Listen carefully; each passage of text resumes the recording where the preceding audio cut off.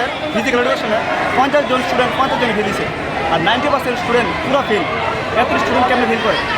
তো আমরা দাবি হচ্ছে ফার্স্ট সেমিস্টারটা ক্লিয়ার করে দিন, এটা ফার্স্ট সেমিস্টারকে আমরা ক্লিয়ার করি। উল্টাপাল্টা রেজাল্ট দিছে, যে ব্যাক করা রেজাল্ট দুটো ব্যাক দিয়েছে, উল্টাপাল্টা রেজাল্ট আমরা সময় মানতাম না। কয়টা কলেজে এরকম রেজাল্ট দিয়েছে?